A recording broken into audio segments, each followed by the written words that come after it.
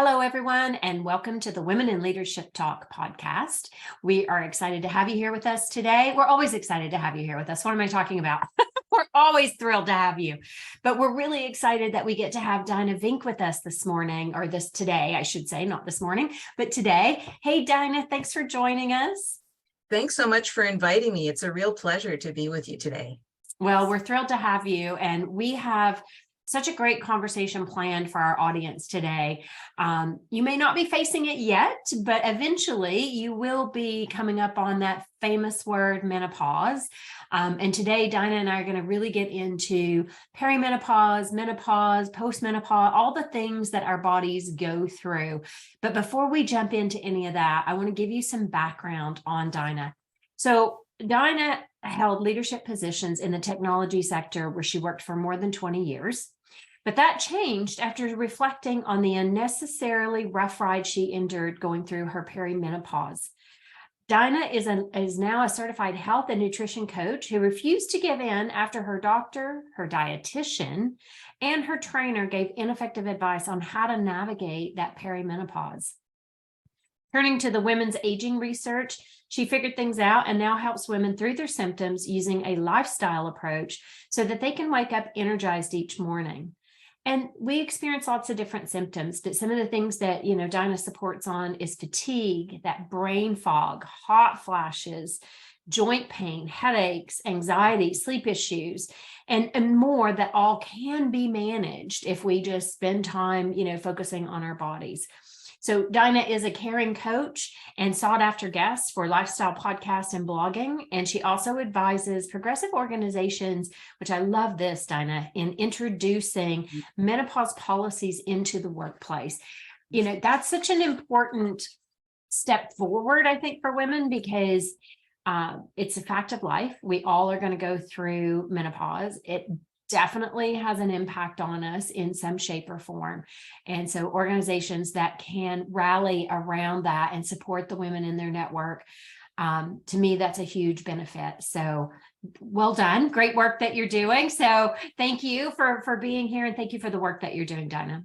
Well, thank you. Yeah, that menopause policy is a fantastic fit with a diversity, equity, and inclusion program within organizations. So that's starting to come on deck now. Excellent. Well, and it's needed, right? Because I mean, women were such a huge part of the workforce and becoming more and more a part of the workforce. And, there are different support systems that we need in order to, navigate some of the challenges that we face. And we all go through different phases, which I think we're going to talk about here in a little bit. But before we get into all that, let's just talk a little bit about your background. I know I mentioned you had your own challenges with menopause, or perimenopause, but, so you were in this tech industry, male dominated. Yep. And so just maybe walk us a little bit through that journey, and then you're navigating into the coaching and really the niche that you've selected on menopause. Yeah. Well, I loved my time in high tech, and I was in marketing and communications, and I held all, variety of different jobs there.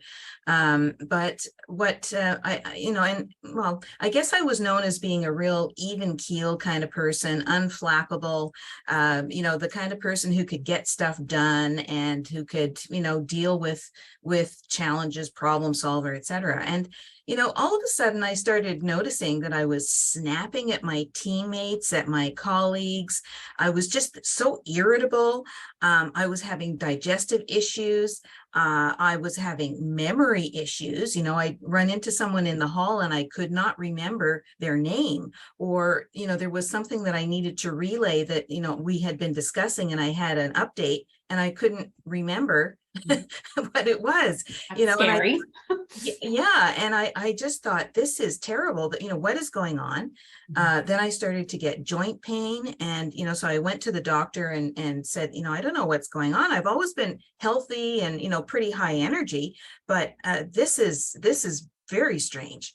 And so she said, oh, yeah, well, you're up a few pounds. You don't want to let that get away on you, because that's never good for, just for how you look and how you feel. And like, she basically started to body shame me. And Okay. she had no other suggestions. She gave me this terrible diet, which was very inappropriate. It was a high carb, low fat diet with lots of processed foods in it. And Oh. I just looked at that and I said, well, this is not going to help. Mhm. And so I went away, and I told her that I didn't appreciate her, her line of discussion. It was not helpful, and it didn't address my concerns. And it was a couple of months later when I was in a meeting with a bunch of other male people, and we were planning out the trade show demo season. And I had brought some muffins to the meeting because you bring food and people come, right? It's Sure. kind of an incentive. You feed them, bribe them to come. That's right. And so I, reached for a muffin, and I started eating the muffin, in the couple minutes before we got started. And all of a sudden I felt really odd. I sort of felt this kind of shift in energy. And it was, my hearing sort of went a little bit strange. And then, the heat started to come up. The heat came up. And then it just started to drip with perspiration coming down. So here I am dripping and I'm grabbing at the napkins, mopping my face to say what, to try and get rid of it. But like, some of the guys are just looking at me like I'm crazy, and others were just pretending not to notice. And I was like, my mind was a blank, just a blank sheet. I couldn't remember the names of anybody that was there. I couldn't remember why we were there, to, what the issues were that we were supposed to talk about.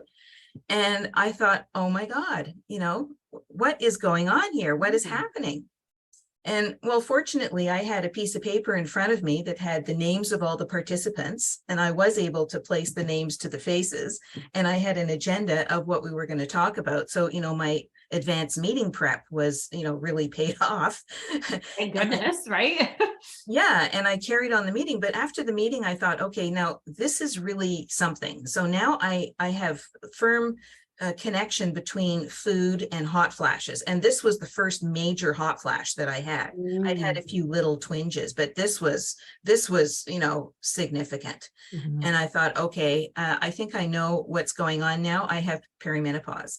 But I still didn't connect all the dots, about all the different things Of course. being part of that same condition.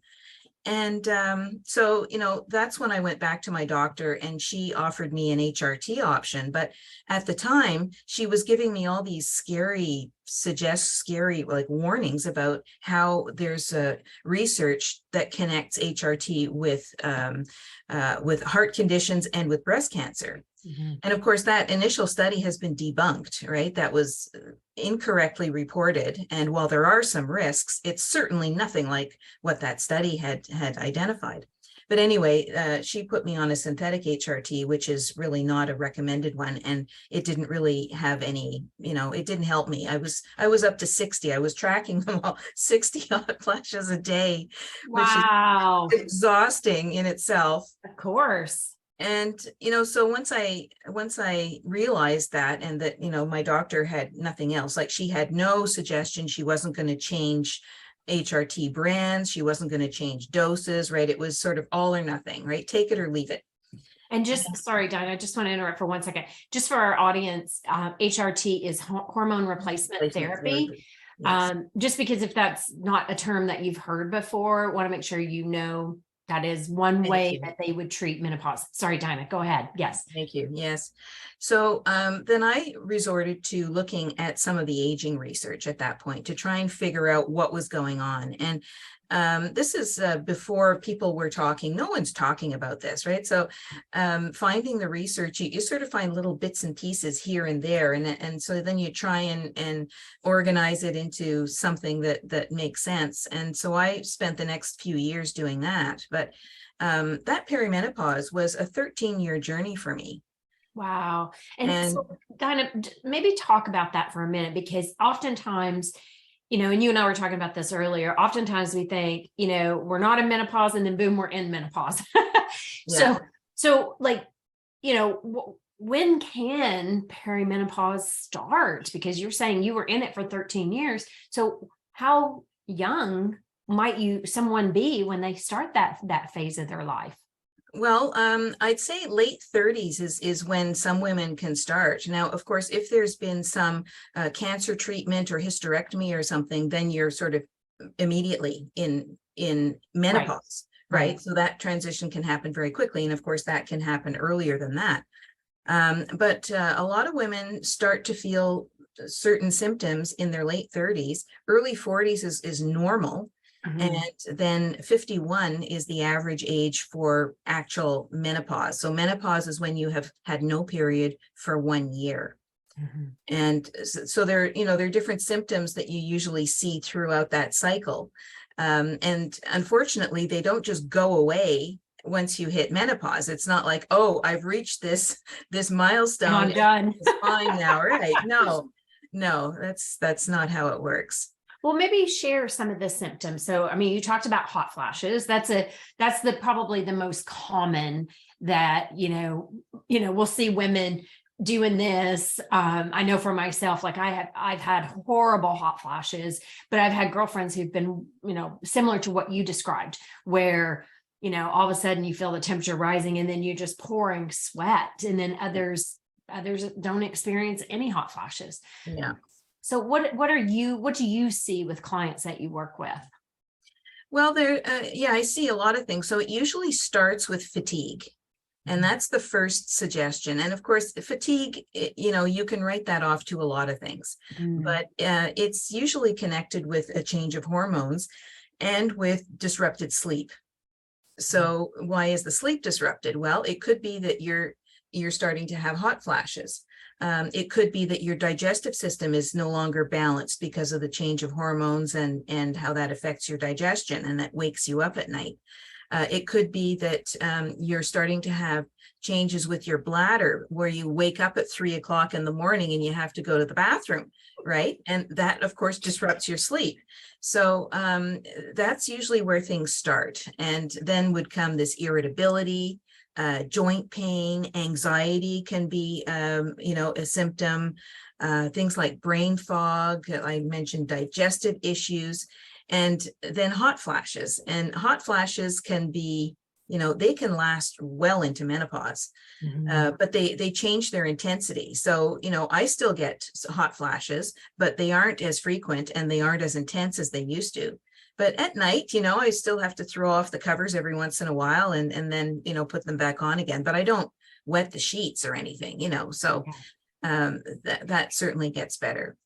But that varies by woman, right? It varies Huh, by our, biological makeup with, whether sometimes it's hot flashes, sometimes it's mental, yeah, right? Like I the think about, anxiety. Yeah, right, anxiety. I remember my mom when she went through menopause, like literally it was like she lost her mind. And one day she just woke up, she got in her car and started driving, and she ended up somewhere way up in Virginia and called my aunt and said, I have no idea where I'm at. Can you come and get me? And it was like it disguised as a nervous breakdown, but they actually were able to relate it to she was in like full menopause and had a psychological break, where I never have experienced any of that. I've done more of the traditional hot flash, wake up and your hair soaking wet. yeah, yeah. Well, the anxiety and the mood swings and depression can be a really challenging thing, especially if you're working, and if Yeah. you have a heavy load on you, then that can really be a challenge to work through.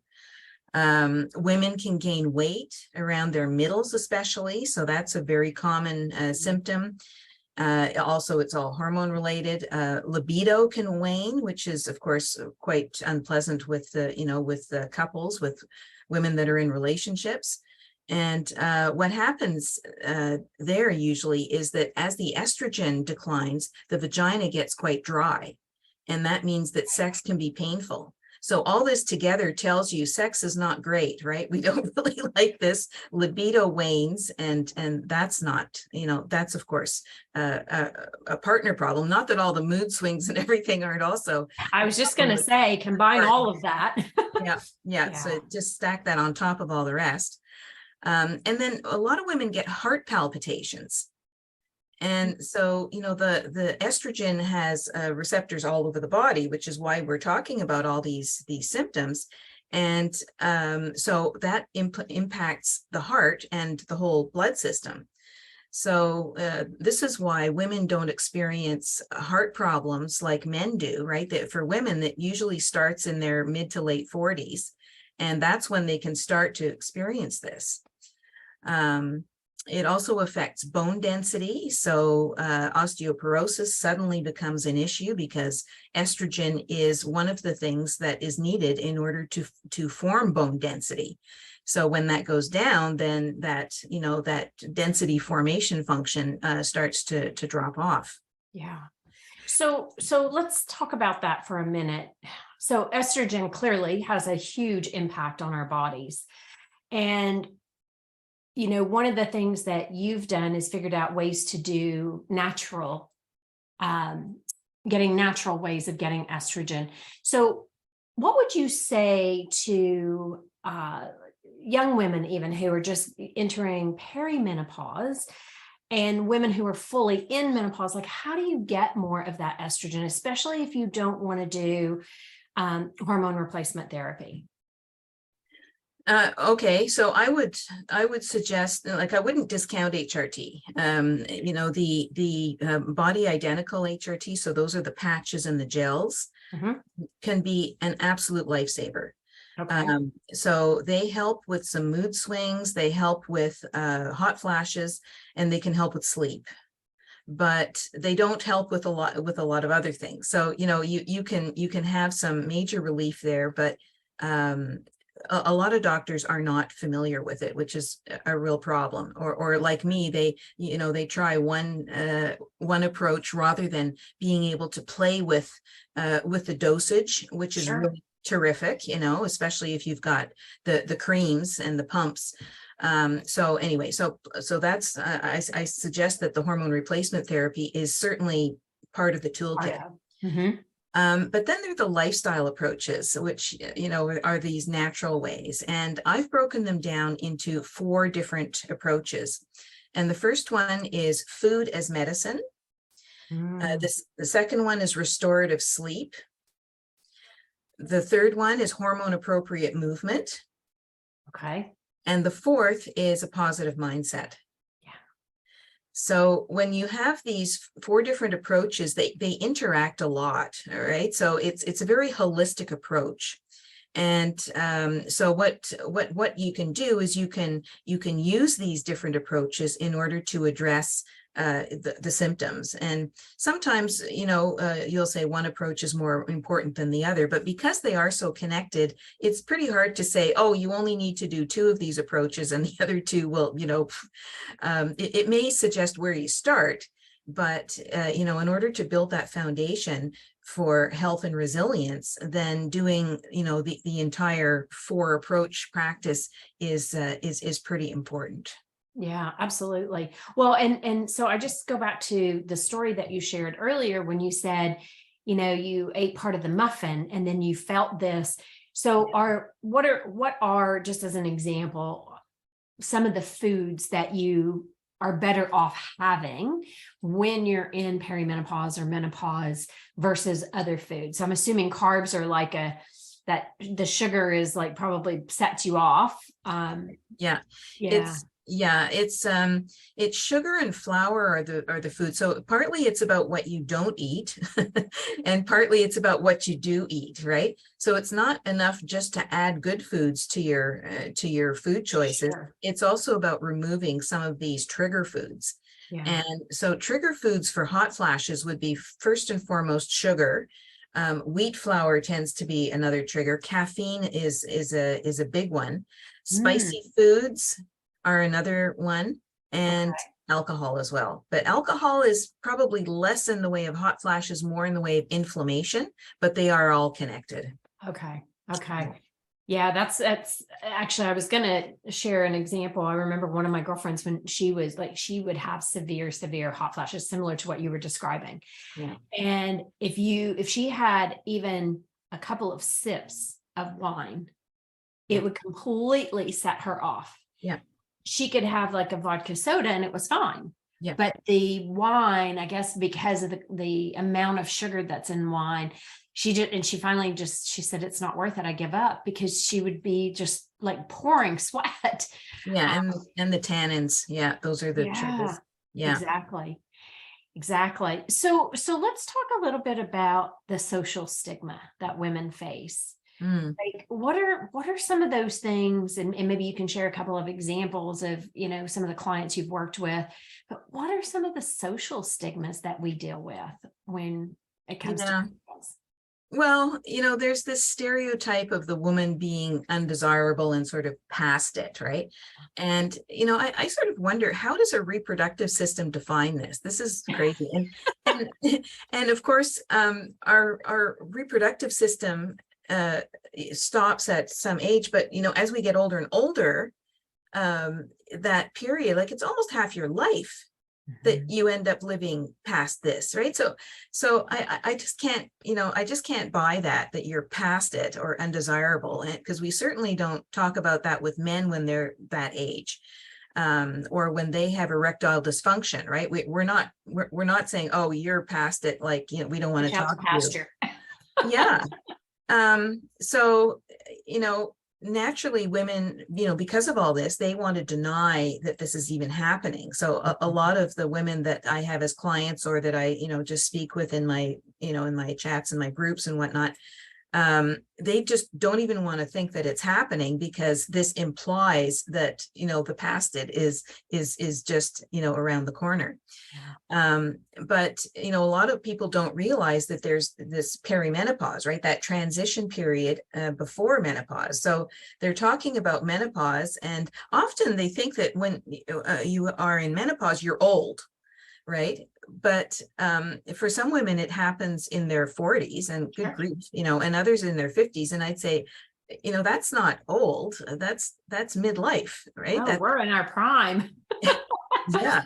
So, one client had told me that the main reason she was coming to see me was because she had low libido, and that made her feel really undesirable and caused problems in their relationship, right? So her whole, the way she showed up, like, she was just sort of shrinking, she was just kind of trying to make herself small, and it was just really sad. So after we worked on that, she was able to regain some of her confidence and feel better.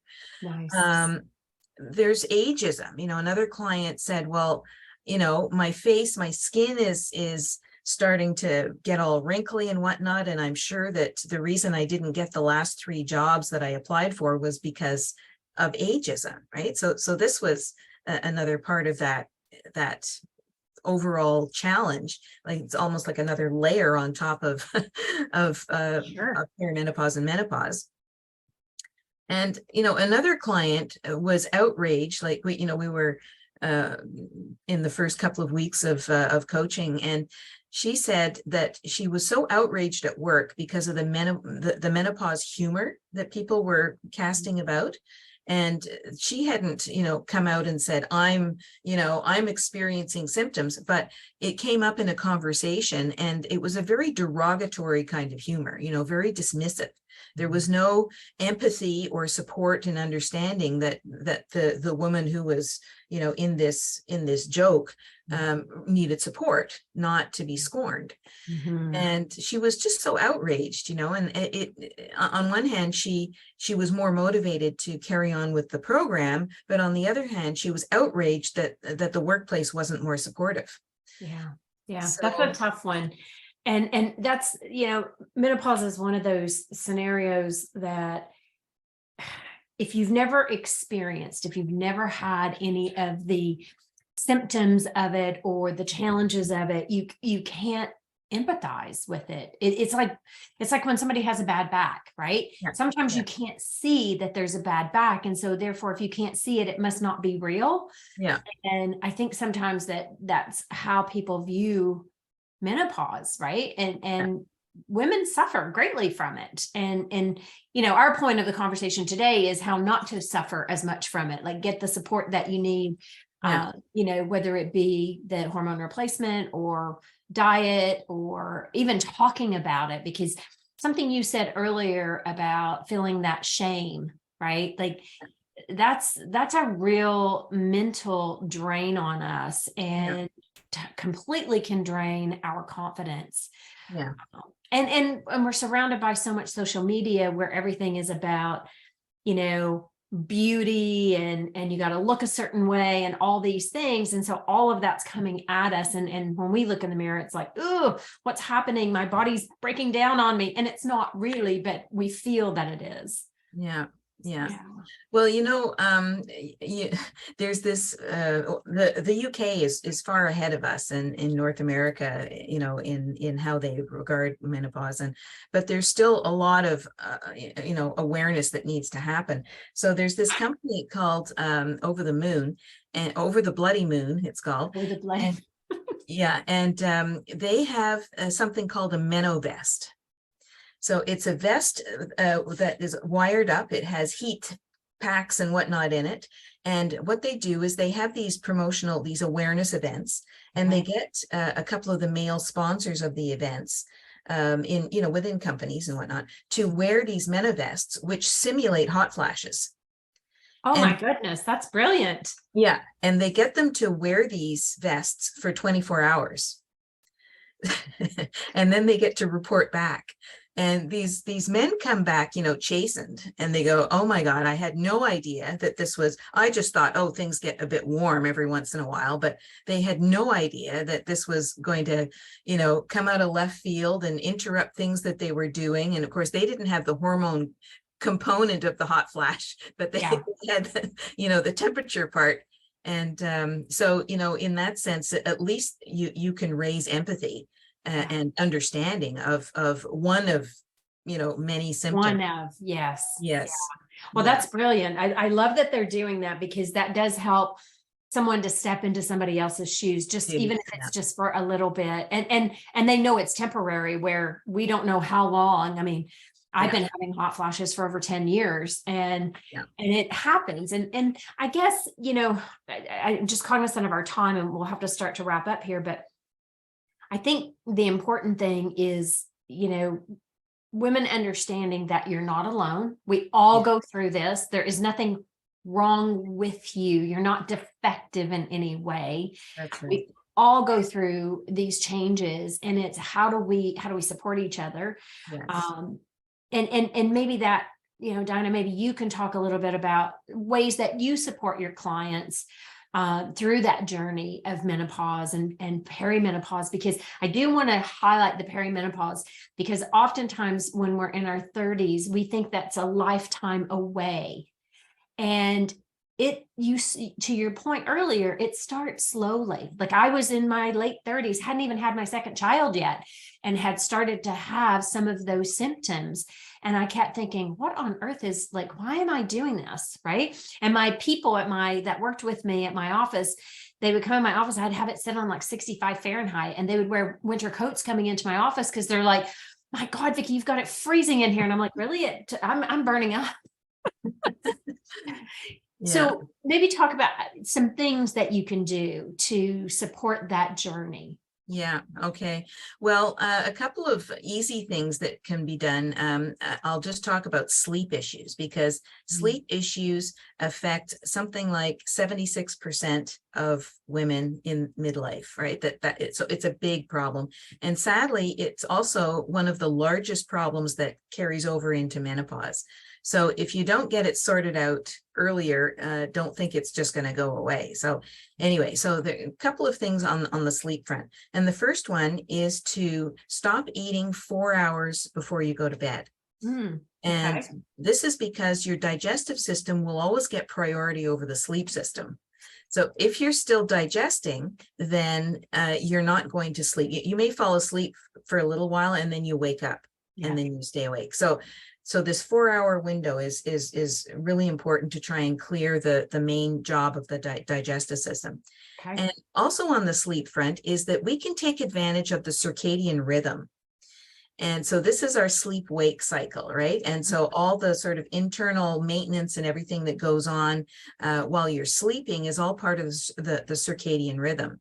And the natural rhythm is that between about 10:30 and 2 is the best time to get your REM sleep. So the rapid eye movement sleep. And that's the most healing part of the sleep cycle, when your body gets, all the waste gets removed, muscles are restored, right? It's just a super important part of the maintenance function. And if it doesn't happen, you end up feeling sluggish and brain fog, and you don't, lay down memories properly and whatnot.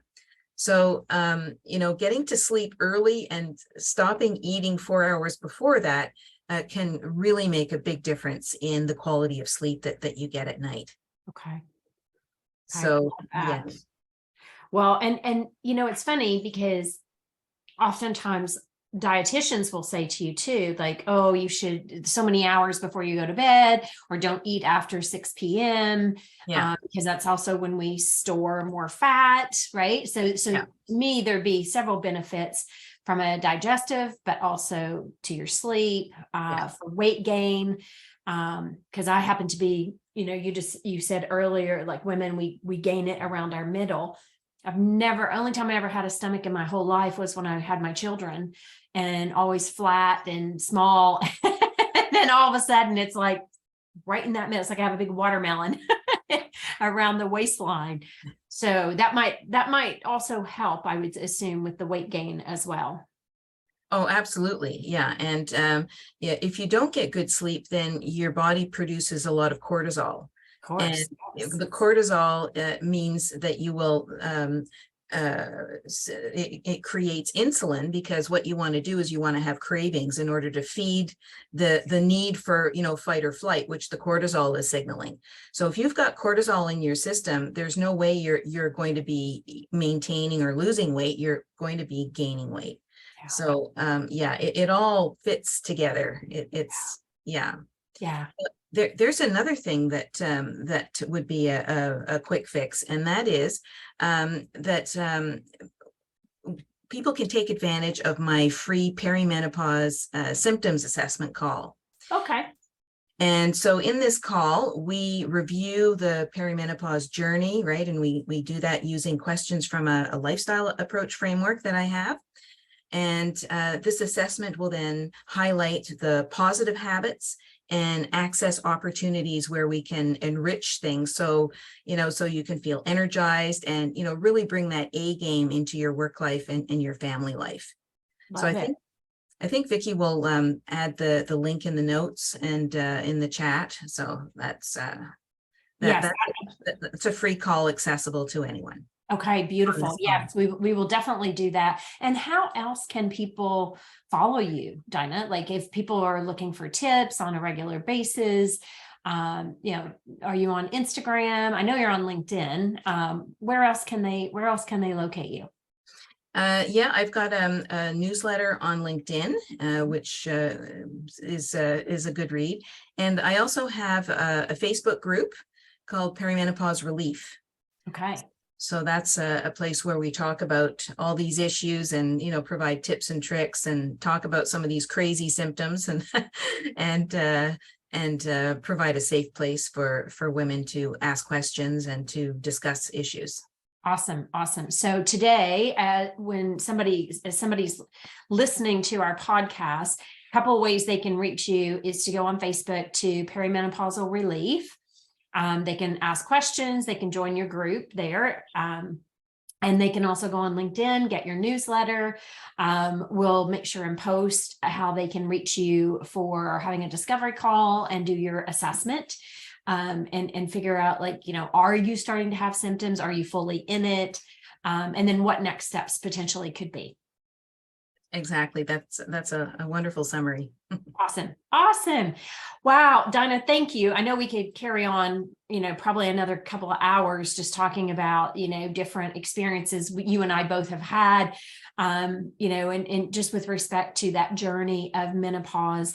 And, what I would want to say to our audience is do your research, really And start early, start at a young age of understanding what actually starts to happen, because as Dinah said earlier, it's not a just one day you wake up and you're in it, unless you've had a hysterectomy. It's a gradual, and you'll question yourself, like, why is this happening to me?